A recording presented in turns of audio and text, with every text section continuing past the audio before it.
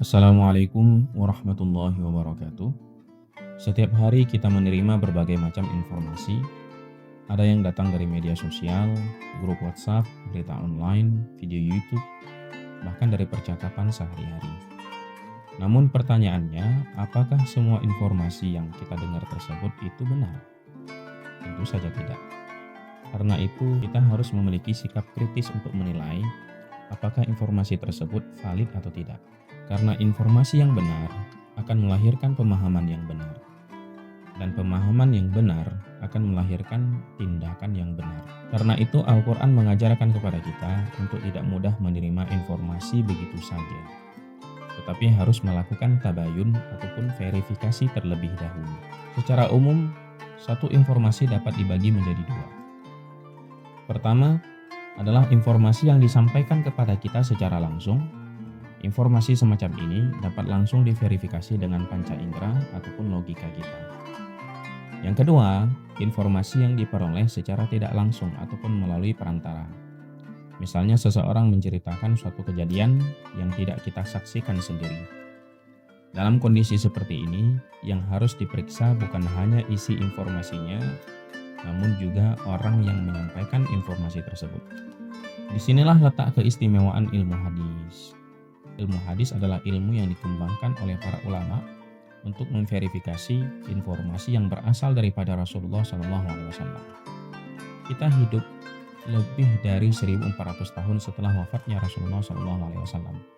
Jarak antara kita dan Rasulullah itu tentu sangat jauh. Kita tidak pernah mendengarkan langsung sabda beliau, dan kita tidak pernah melihat langsung perbuatan Rasulullah SAW. Lalu bagaimana kita bisa mengetahui bahwa hadis yang kita baca saat ini betul-betul berasal daripada Rasulullah SAW? Jawabannya adalah melalui proses validasi yang sangat-sangat ketat. Para ulama hadis dalam hal ini meneliti dua hal sekaligus. Pertama, mereka meneliti para perawi atau pembawa informasi. Yang kedua, mereka juga melakukan penelitian atas isi informasi yang disampaikan ataupun hadis yang disampaikan. Mereka memeriksa apakah perawi tersebut jujur atau tidak, apakah hafalan mereka kuat atau lemah, dan apakah mereka bertemu dengan guru yang disebutkan dalam sanadnya atau tidak. Apakah informasi yang mereka sampaikan sesuai dengan Al-Quran, hadis-hadis yang lain yang lebih kuat, dan fakta sejarah yang dapat dipertanggungjawabkan.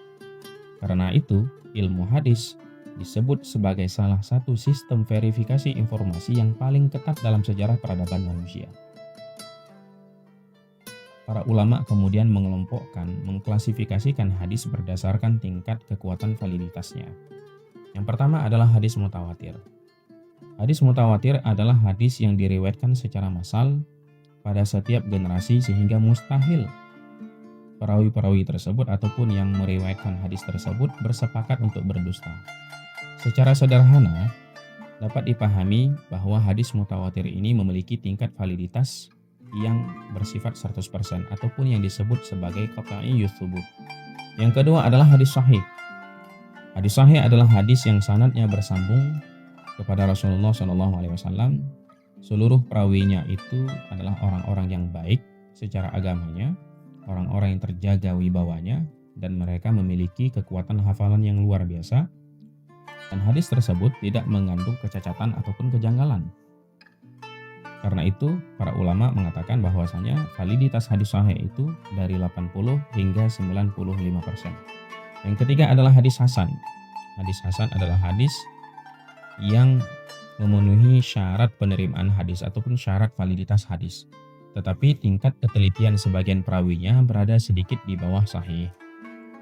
Yang keempat adalah hadis dhaif. Hadis dhaif adalah hadis yang memiliki kelemahan pada sanad ataupun pada perawinya sehingga tidak memenuhi syarat hadis sahih dan hadis hasan. Karena itu hadis dhaif tidak dapat dijadikan dasar utama dalam penetapan hukum dan harus digunakan dengan sangat hati-hati. Dari sini kita memahami bahwa agama Islam mengajarkan budaya berpikir kritis jauh sebelum lahirnya konsep verifikasi informasi modern. Setiap berita harus diperiksa, setiap informasi harus diverifikasi, setiap klaim harus memiliki bukti. Sebab kebenaran informasi adalah fondasi bagi kebenaran pemikiran sikap dan tindakan kita.